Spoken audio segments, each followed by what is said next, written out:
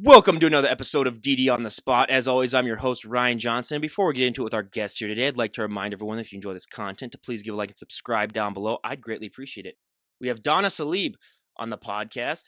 She's the New York Pro winner of this last year, and she's also an IFBB Pro bodybuilder. I mean, some of these guests, you can't really guess that they're bodybuilders, but like with her, it's like, come on, you gotta, there's no really room for doubt here on that. But yeah, she's on here to share her health and fitness journey and yeah, discuss all things health and fitness. Most importantly, Donna, thank you so much for coming on.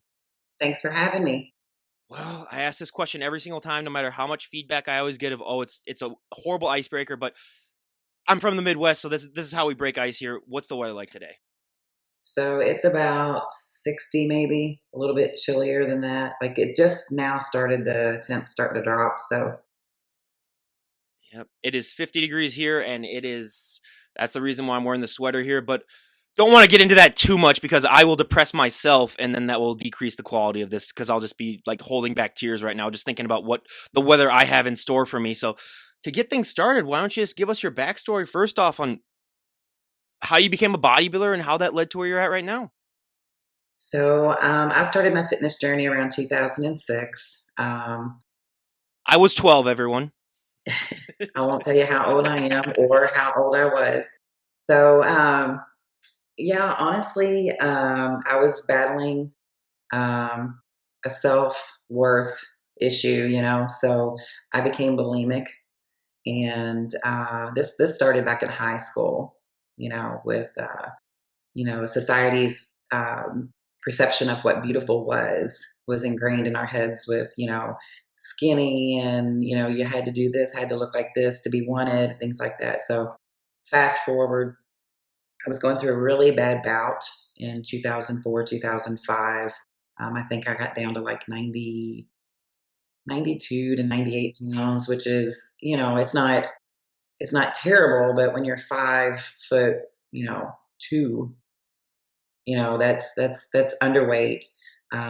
It definitely was not healthy. So fast forward just a little bit, I had a friend who owned a gym.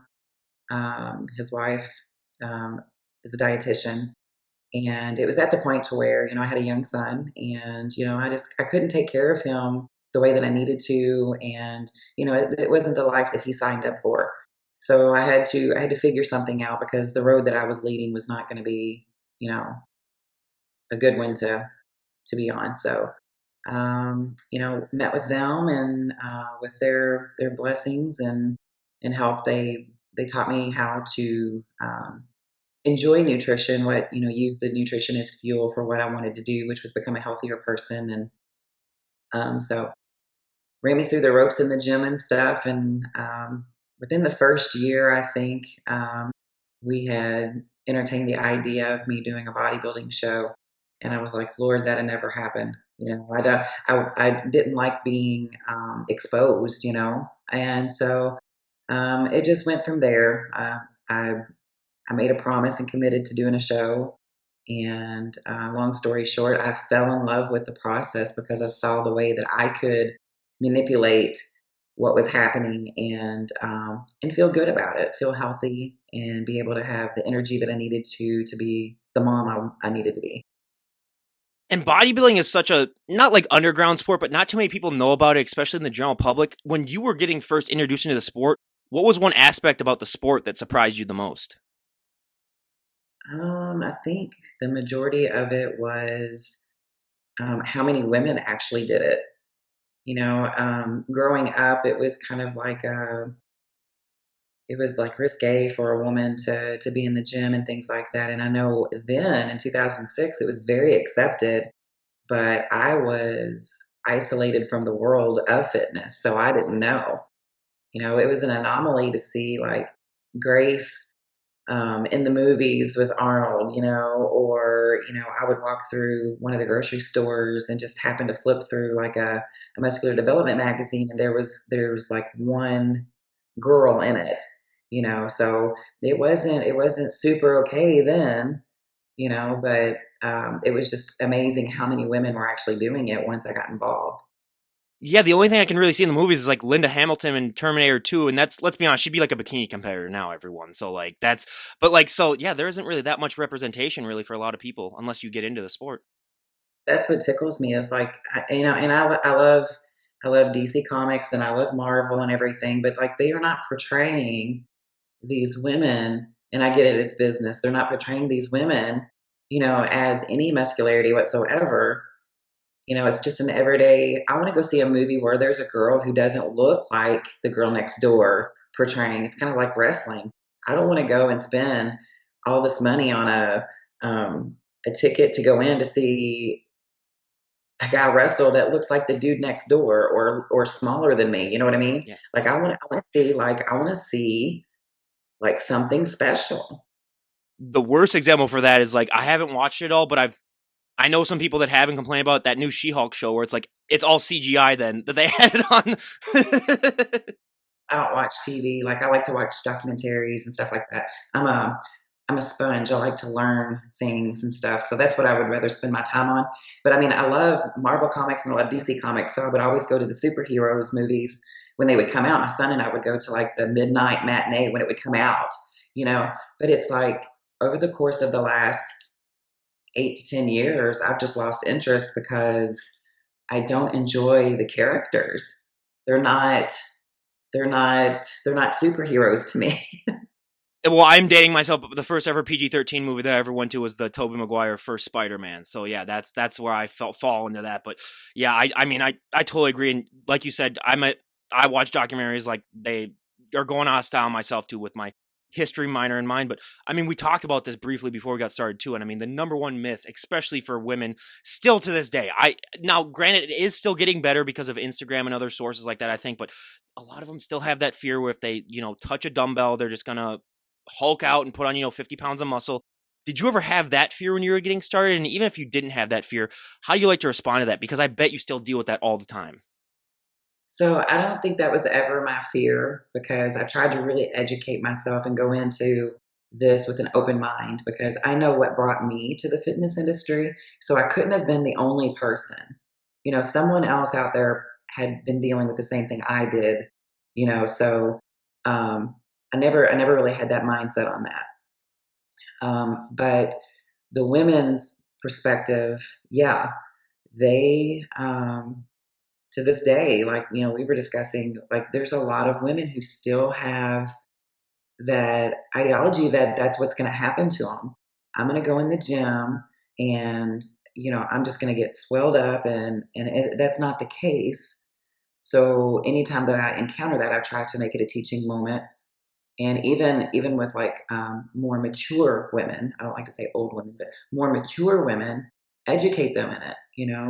Weight bearing exercises actually is one of the best things that you can do to prevent osteoporosis. You need to keep your bones strong, blah blah. So I think if we were to educate the public a little bit more, and this isn't just on this, there's so many things that we could go down and talk about, but just educate more, especially women like myself. You know, put it out there. Don't do just like videos for training or things like that, but put out there, that there are so many benefits to working out. You know. Yeah, in my personal opinion, the mature women that I have on the podcast are my favorite guests because they're the most inspiring to me. And it's like, hey, if they can be in shape, it really proves, yeah, you can really get in shape at any age and you can stay in shape. And that to me is honestly the most inspiring part about this sport is just how you can see just the wide, diverse range of ages and just how it just shows that, like, yeah, no matter what. I mean, I've had some guests that they get in shape in their 60s really, and they might step on a stage like when they're 70. And it's, that's the one of the more incredible parts about the sport. But I also love to talk genetics on this podcast because I hear this all the time. And I'm going to get a little angry just talking about this, but oh my God, I want his arms. I want her abs. I want their back. You can train. I'm just going to say this straight off, everyone. You can train just like someone. You can eat just like them. You can take the same supplements that they take. You're not going to look just like them. I could do the same thing that Jay Cutler does, and I'm sorry, I'm not going to look like Jay Cutler. It's just a fact. It's people are born different, but on top of the genetic thing, everyone always has that one body part that really, really takes off when they start working out. And then everyone always has that one body part that just drags behind when they get started. And that still drags behind for a lot of them. What was one body part that really took off for you? And what's been one body part that you just had to drag behind this whole time? Let's see. Well, I'm always trying to improve, so I always base that off my feedback from the judges.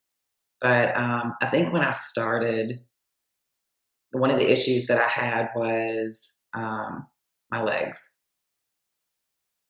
So I went through this cycle of I would get obsessed with the body part, be like, oh, my biceps look small. So I would vigorously make sure that I paid attention to that. And then I'd be like, oh, like I think my back needs to be bigger. So I would get honed in on that. But then through learning of the process of how it works and everything, the body works and how you build muscle and stuff, I learned to fall in love with each and every body part. Like I was asked by Bob Ciccarello during one of my interviews, what's your favorite part to train? And I'm like, I love all of it. I love to train all of it. There are days that I don't feel like training certain parts, but it doesn't mean that I don't love it. And with the feedback and stuff, those are things that I focus more on in the gym. So say I need to bring like the size of my legs up, maybe I'll throw in a second leg day. If that's the feedback, or if my shoulders are overpowering the rest of my body, then maybe I won't train those as frequently. So that type of stuff. I mean, you're talking to someone who's 6'3", so we didn't even bring legs up because that is just, I mean, I've always made the joke, I could inject pure muscle into my legs and they're not going to gain an ounce. I mean, it's just, calves don't even get me started. The most genetic body part out there. I don't care what anyone's. So when I went to that show that I was telling you about, when I told some of the guests that I was going to meet there, I was like, okay, just don't laugh at my calves. That's the only thing I'm asking you. And then as soon as I met him, I just had to flex my calves for him and be like, okay, let's get the laughs out of the way right now. But I will say, looking at some of the guys on the stage, they had smaller calves than me. So it made me feel a little bit amazing. It's amazing. I don't ever knock anybody, but for some reason in this sport, the forearms don't get worked out and the calves don't get worked out. So it takes away from that symmetrical look, I think. And I mean, being a baseball pitcher, I mean, one of the big things that I always did was I do those forearm rolls where you'd have the weight at the end of the rope and then you just roll them up and down. I mean, that's a lot of what we did, and then just legs and stuff like that. So I was shocked too when I learned that, like, yeah, forearms don't really get as much worked on as well as they should be. But I was scrolling through your Instagram last night because I do that, the night before I have most of my guests on, and you had one photo where it was your first bodybuilding show to where it is now. What has that been like to look back at that and just see the drastic change that you've made, even throughout, how many years it's been, but still, it's like you're a whole different person. That was when I came to the realization of where I've become. Like, how you have those aha moments or whatever from whatever it is. So what was it? May, I won the New York show and qualified for the Olympia. This is what, the end of September? So I had my aha moment. I was doing a guest posing, but it didn't dawn on me until I had sat down and started going through all of those pictures and putting those together. Of when I say that I'm living the dream, I'm really living the dream, because back then, I was like, I'm gonna do this, I'm gonna do this, I'm gonna do this. But when I was putting that together, like I cried, because I remember where I was at in life with that moment. And then I look now at what I'm getting ready to do, because I'll do the Rising Phoenix, which is like the all women's world championship from Wings of Strength. I'll do that November 5th, which I've been wanting to do that show since, they got Wings of Strength came along. And then the Olympia, that was a dream that kind of like got put on hold because they took us out of the Olympia and out of the Arnold. So just to sit and look at those pictures and remind myself of what, hard work and consistency and just being true to yourself and not giving up on yourself, believing in yourself. Like I was just like, oh my gosh, I just did this, So hopefully that post, and I'll probably share it again a couple of times before I hit the Olympia stage, but hopefully that post will show anybody who's trying to do any type of goal that, if you just stay consistent and stay true to yourself, you can do that. You can accomplish your goals. I am a sucker for those transformation photos. I also love those videos like where it's a guy takes a photo like once a day, like over a period of a couple of years, and you see the change. But like those are my favorite things to do. And one of my favorite questions to ask: what was your friends and family's reaction like when you first started bodybuilding? How has it changed over time? They were not totally on board. I'll say that. But I think it's the same with anybody. If you don't understand something, you generally fear it. And then the stigmas that came with it, you know, you're going to grow a beard, you're going to lose your hair, you're going to be doing drugs, blah, blah, blah. Then I I'm like, will say though, if any of my female guests do have this kind of beard, then I might have to like pull them aside and be like, okay, we'd have a little conversation here. That's my limit right there where I'm like, okay, let's be honest now. But no, absolutely. I hear that all the time too. Yeah. yeah, so, and it was hard at first because I felt like I just could not get any support whatsoever, and it was like we would go on a family vacation, and it would be a fight because I would want to go eat somewhere that I could eat healthy, and it'd be like, well, we're doing pizza, and my sister says that I got so mad at her and things, and it wasn't that I got mad at her, but like I stopped I stopped and I had called and said, "Hey, we're still out. Does anybody need anything? If you know that I'm in contest prep, please don't ask me to pick you up a chocolate candy bar." So I was just like, "No, I'm not bringing you a chocolate candy bar. I, be mindful. I'm not asking you to do this, but please respect me. Of all things for me to bring you, you want me to stop and pick you up a chocolate candy bar."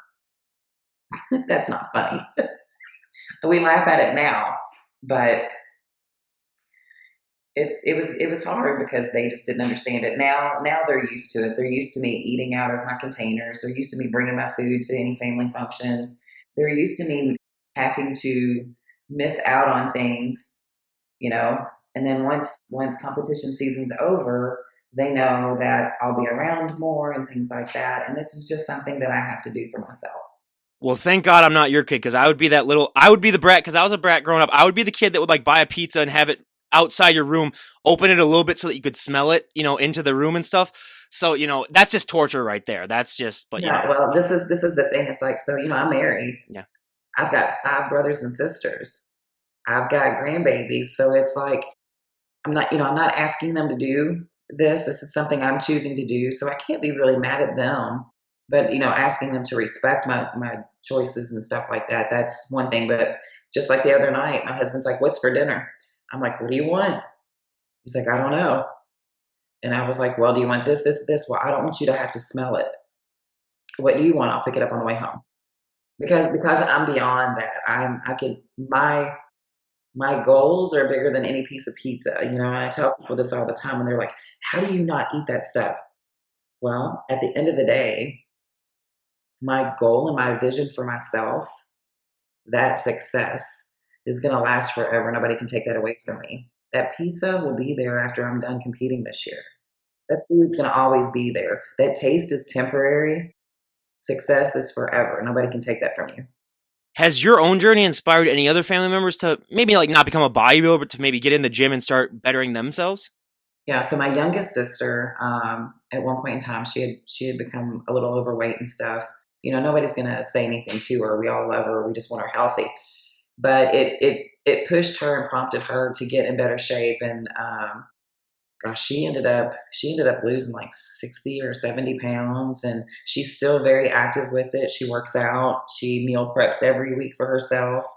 Her son plays football, so he eats healthy. He works out, so it's in its own little way. Prompted people. I think it makes them more aware of what they're eating when they're around me. Yeah, that would definitely be the case for me. And I mean, let's just dig right into nutrition. What were some of the bigger nutritional changes that you've made as you've gotten into the sport and as you progressed in it? Because nutrition is an ever evolving thing. Yeah. So, well, the very, very first, probably 4 or 5 years I was competing and stuff, I didn't know a whole lot. So I was just going off of, like I had 1 or 2 people who helped me with prep and things like that.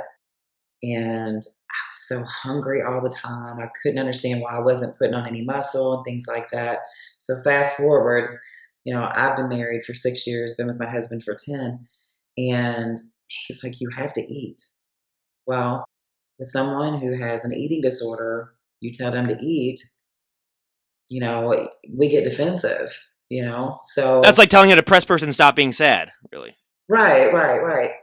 So I finally 3 years ago. I mean, I was progressing a little bit each year, but it wasn't what I needed to. I wasn't placing where I wanted to and stuff. And I finally just, I had to, I had to do something different. So I just made a promise to myself for 1 year. I'm going to let go of the reins. I'm going to let my husband tell me what I need to do because he's my coach. Let my husband tell me what I need to do. And I did. I went to him and I sat down and I said, okay, I'm ready. You tell me what I have to do, what I have to eat, and I'll do it. Because I mean, I was scared to death to eat.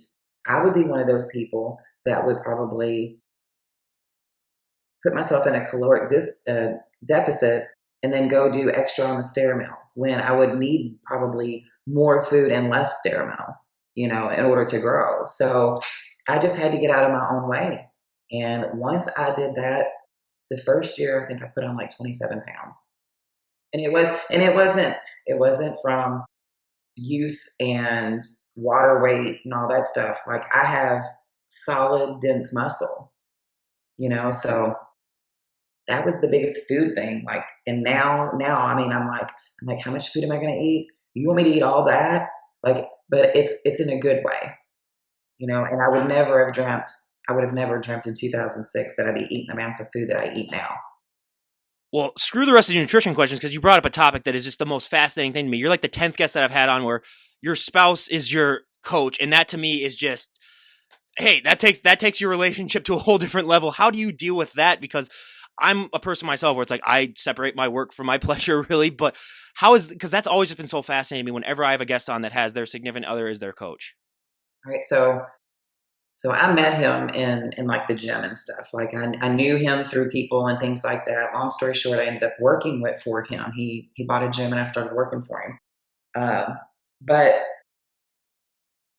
he was my coach before we started seeing each other, sort of, And so I already had that trust with him. But being someone who was in this industry competitively, nationally, and stuff up until like 2012, you could obviously look and tell that he knew what he was doing, and he had gotten other people ready for shows and stuff. And I paid attention to that and the knowledge that would just spew out, you know. Um, so there was no reason not to trust him. And then him having that background, he understood the process that I was going through and stuff. So that helped a whole lot. Um, a lot of people are like, oh, it must be nice to have your husband as your coach. And I'm like, well, it's great. It's great. It's very beneficial to me. But they're in the mindset or under the false pretense that, he does all my cooking and, you know, I train myself. He takes care of my competition prep and my off season and all of that stuff. I'm on my own. But I know the first couple of shows that we did around 2017, especially the first pro shows, it was hard to differentiate because you're on a whole different level, you know. And once we figured out that that rhythm that worked for us, once I was able to separate him being my coach and my husband and things like that, it was a lot easier. But there's still days, man. Well, and he's living the dream, and the fact that like he's one of the few husbands that can tell his wife, "Oh, you look a little watery today. You look a little bit fuller today," and he can get away with it at least. Oh So. yeah, I mean, I would, and that's the thing that makes him such a good coach. Not just because he's my husband or just because he's my coach, but he does not sugarcoat anything. Like he will flat out tell you the truth, whether you want to hear it or not. He's going to tell you his honest opinion, you know. And a lot of people don't like that. And I would not want anyone to tell me anything other than the truth about getting ready to put myself on public display for the world. I am going to be judged from top to bottom. I'm going to be judged by this hair, this fingernail. You know what I'm saying? So I would hope and pray that my coach, whoever that person is, that your coach will be that honest with you, you know? I mean, you brought it up perfectly, and that's the one thing that I think is just needs to be changed a little bit about the women's side, where it's like, yeah, you are judged on your fingernails or you are judged on your hair, where it's like for the guys, it's not that. I mean, that's just the one thing that I wish would be changed a little bit more, but you know, Oh, let's talk about the cost of all of that that stuff. too. I never understood really until someone really We brought don't it make down to the me. money. We don't make the money that the guys do, and we have so much more expense. They want us to. They say it's a physique show and everything, and I'm not knocking anybody. It's just it's business. Yeah. But what I'm saying is like I would love for people to take into consideration the amount of money that we have to spend in order to be what everybody wants us to be. Just the travel alone is expensive, and then when you add on, yeah, the cost of the suit, the cost of the tan, the hair and makeup, and all that stuff. Yeah, the guys, yeah, what do you have to wear? You have to wear your you have to wear your shorts basically, or then you have to wear whatever the other ones. I mean, yeah, it is ridiculous the difference and the prize money too. It's a lot, and I work. I still work full time. I don't, and I'm a mom. I'm a grandmother. So there's a lot that goes into it. I'm very blessed to be able to compete because this is not a cheap sport. This is the only sport that I know of that the athlete pays to play. You know, You said it perfectly yourself. That's the one reason why I think I have even more appreciation for bodybuilders because, like, yeah, unless you basically win the Olympia, then you might break even. Basically, I mean, it's like this is not a sport that you want to get into if you're doing it for the money. It's like no, you chose a right, wrong right. business to do that. But you mentioned grandkids, so please tell me that you're still going to be competing when like they're at an age because when they're in like school or something like that. Because I would love to see the reaction when people are like, "Oh, what's your grandma look like?" And then they like pull up a photo on their phone. They're like, "Yeah, this is my grandma." It's funny because my granddaughter is 6. She'll be 7 in February, and she goes to the gym with me some when she's visiting or whatever. And I hope that women think that that's okay because I'm teaching her that it's okay to be an individual and do things that you want to do. But if you'll look back on some of my Instagrams and stuff, she's my little commentator on some of my reels. She'll be like, look at her go, stuff like that. I mean, it's amazing that they pick up on what they do, but a lot of her friends have met me because I'll go to her school for like her Girl Scouts or things like that. So it's really cool. It's really cool to be able to be involved in stuff like that and see the kids' reactions because most of the time it's just they're not like the teens now that are nasty and body shaming everybody. Yeah, I mean, well, one of my friends growing up, both of his parents were bodybuilders, and now he's doing it now. So yeah, it rubbed off on him. And I mean, there's been numerous studies that show, like, yeah, if you have that inspiration or that example set upon you, you're vastly more likely to, stay in shape. But the hardest thing about this sport that I would have never guessed in a million years before I started really doing my research on it myself for so many of these guests is posing. Out of like your nutrition, the working out, and posing, I would have never guessed that posing is the hardest for so many of them. But what is your relationship with posing like? It's a daily thing, and it's necessary. I don't care who you are. Um, there's a lot of people who think they are just like excellent posers and stuff, but posing can cause you placing. If you cannot um, exhibit your best physique, somebody else with a lesser physique that can pose real well is going to take your place. So I can't emphasize enough how important posing is. Am I the best at posing? No. I try to be, but it's one of those things that you've got to know your body, you've got to practice it. And if you don't practice it, then it's going to be difficult. And it's just like everything with bodybuilding. It's never perfected. Like you're never going to be perfect at it. It's always changing. But out of the poses that you do, what is your favorite pose and what is your least favorite pose? I don't have a least favorite.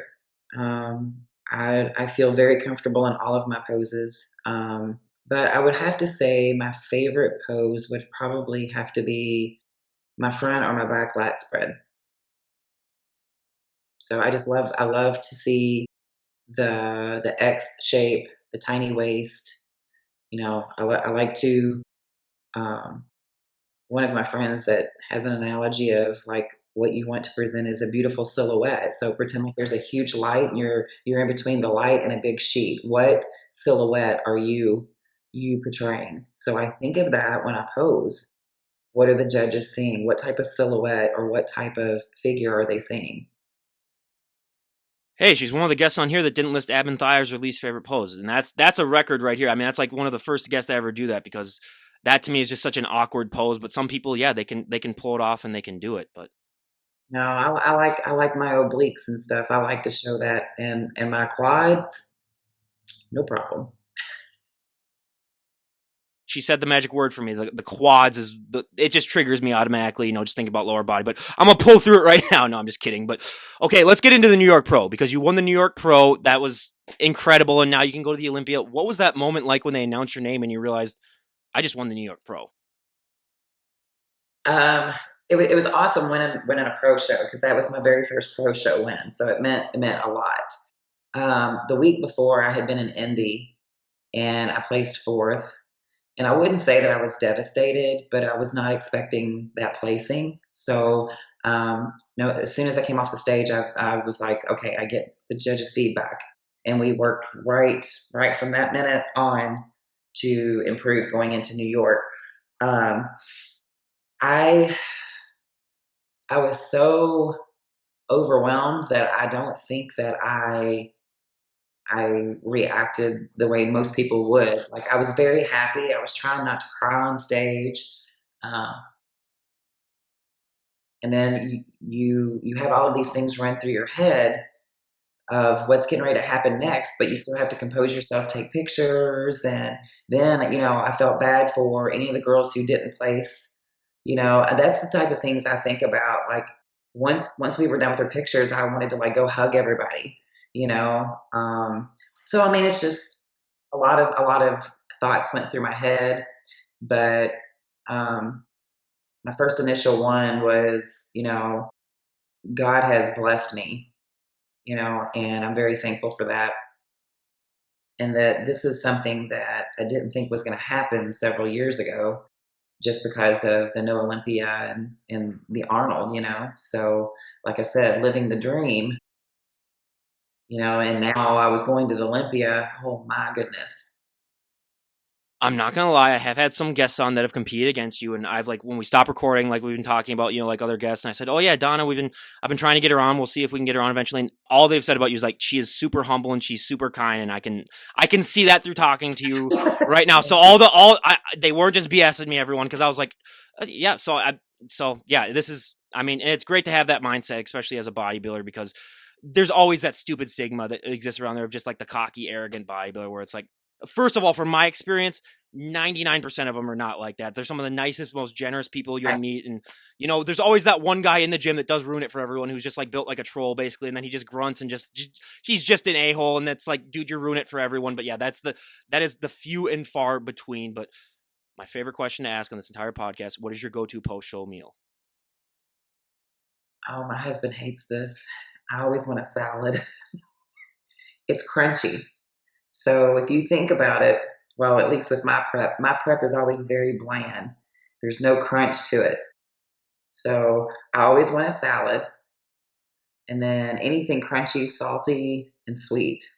So we can do whatever. I don't care. Okay, we got another salad guest. That means I got to leave a helpline for her down below so that she can get the help that she needs. If a salad is the one thing that she see, but hey, you're not alone in that. There's been like out of like the 500 bodybuilders I've had on, you're like the dozenth one that said salad, and more power to you. Because for me, yeah, I would just rent out a Five Guys and say, "Here's $1,000. You're gonna feed me until I die, pass out, or Now, I'm not saying that that's what I have. yeah. So Yeah, so I know I wanted I'm not a big pizza connoisseur, but I was wanting a flatbread after New York. I just wanted something like savory. My husband's a pizza connoisseur. So I was like, we'll compromise. So got like a flatbread and for whatever reason I was wanting hummus and pita bread. So yeah. Hey, you're making my mouth water right now, even talking to I you right now. my So in my prep I have chicken and fish and steak and potatoes. So it's not like I'm missing anything. you don't do rice? Not not most of the contest Okay. prep. I don't. I mean, when I'm off season, I pound the rice, but I'm a potato person. Well, I work at 1:30, and that's what I'm going to be pounding like right as soon as I'm done talking to you right now, so that I can, that's just carb loading for. I work in warehouses, so I'm getting 15,000 steps in a shift, and so Oh, that's yeah. just to get all that going. But I mean, let's be completely honest. You're not the average looking woman. I always like to make the point, like if you were to walk out, even dressed the way you are right now, because like you're at that point where you're just so big that like nothing that you wear can really hide it properly. But like I always compare it to like being a mini celebrity, where you're going to draw people's attention just because when they see something that's not the normal, it's just human nature to just kind Right. of draw people's. What has that been like for you, and has it gotten easier for you to accept that fact that like, hey, I am gonna draw more people's attention, or is it still, even as you've gotten more into the sport, is it still one of those things where you're just like, okay, this is still kind of weird? For the most part, I've gotten used to it. I know that I'm an anomaly. There's not, I mean, I live in Louisville, Kentucky. We've got several athletes. We've got a few pros, but I know I'm an anomaly. And I don't run around trying to hide, my look and stuff. I like baggy clothes. I don't like dressing up, but um, I'm not one of those that runs around in like sports bras and booty shorts. Hey, look at me when I go to Kroger. You know what I'm saying? So I don't try to draw attention to myself, but it's almost impossible for someone not to notice. But I remember my husband was well over 300 pounds as a competitor, and I was How tall is he? 5'8", Wow, no, 5'10", between 5'8" and 5'10". 300 pounds. Jeez. I mean, he was humongous, So you have him, and then you have me walking beside him, and it was like I would get so upset. Like people would be like, and I turn around and I would just like give people the death glare. And he was like, "You can't do that. You have to understand." Now, mind you, I'm still kind of new at this. Plus, with my size, he was like, "You can't do that. You have to understand. People don't see people like us every day." Once he said that, I was like, "He's so right. I'm getting mad at these people because they're curious." But now I don't pay much mind to it. Um, if I get that smirk or whatever from somebody, I just turn and I smile at them. Hey, I see you. I know what you're doing, and I hope you have a good day. Is there one moment that you can think of that was like the most? Because I like to talk about positive, encounters Yes. on here. Is there one positive encounter that stands out above the rest? Like if I were to ask you, that like just pops up in your head immediately that like you remember? This was just recently. A guy and his daughter ran the gym probably a month or so ago, and she was doing something, and I walked over and I said, "You are so strong." I'm like, "I am so proud of you and stuff." I didn't bat an eye about it. I thought nothing about it. And then a couple of days ago, her dad walked up to me and he said, "Hey, you remember when we were in here that one day and you said?" And I was like, "Yeah." He goes, "That meant everything to her. That you would come up to her and say that you thought that she was strong and stuff." And I was like, "Do women not do that? Do athletes not encourage athletes?" So in my mind now, I'm more cognitive of, if I see somebody doing something, I might think it, but I want to go and say something. So that was one of the big moments to me. Um, and another one would be, my granddaughter was in the gym with me, and she asked me why I was doing a certain leg movement, and I said, because I need to have bigger legs. And so I went on to my next set, and she started cheering me on. Big legs, big legs, big legs. That that was probably my favorite moment, because she listened to me at 6 as to the reasoning why I was doing something, and then she cheered me on. So these kids are impressionable, and I think we all need to have a hand in um, making sure that they understand that it's okay to be an individual and be themselves and go after their dreams. I don't care what it is.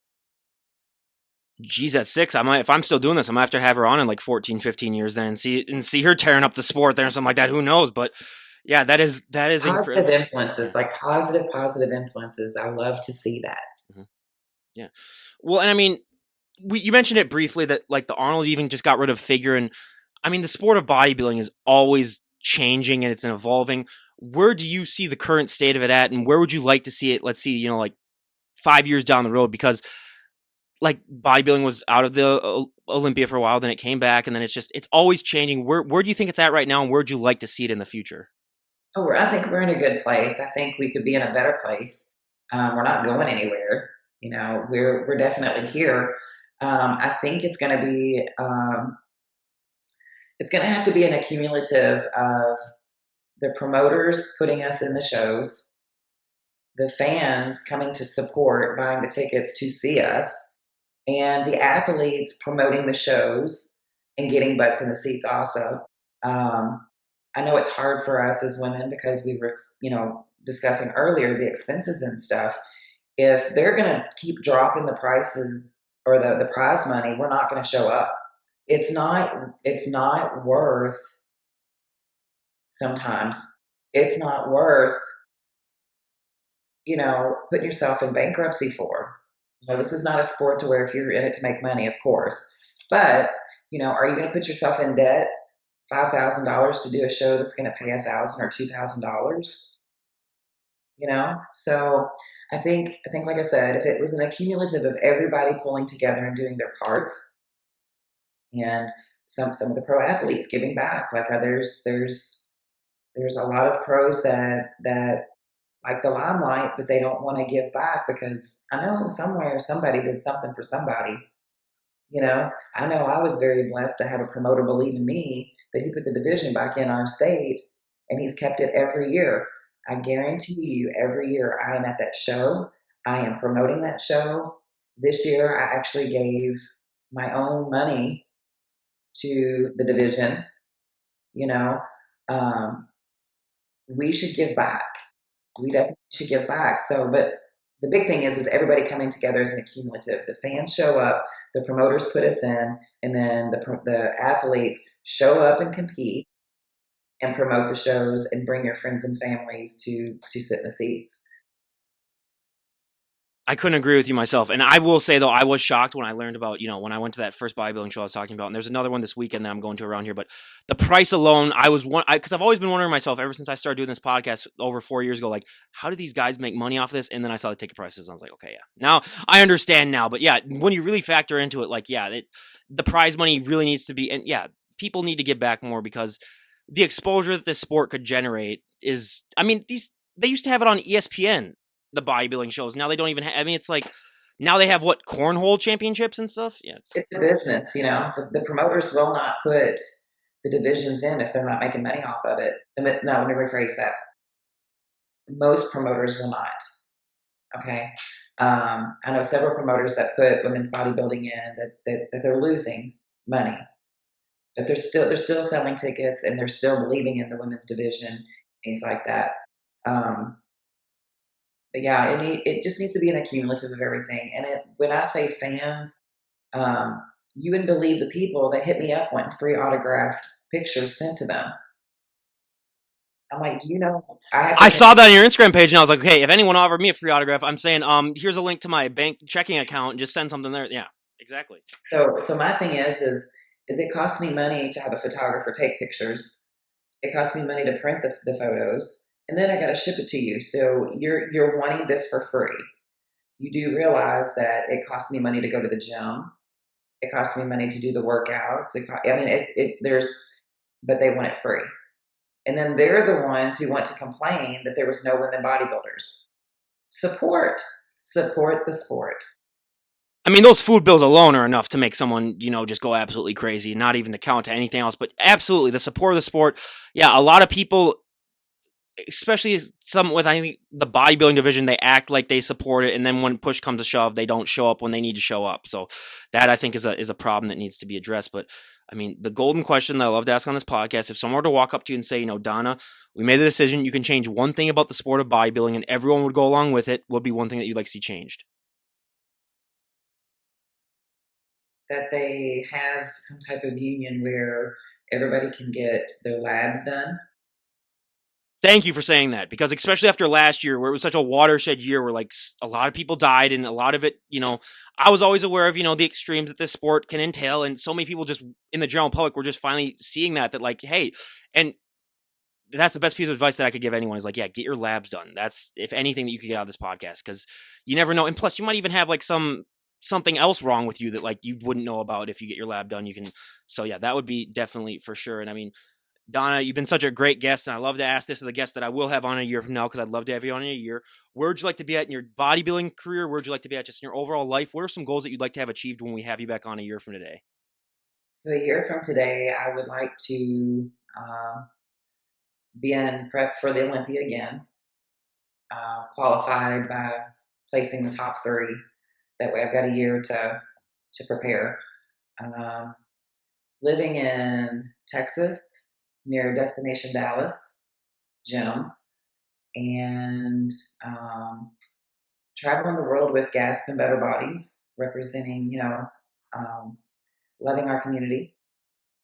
And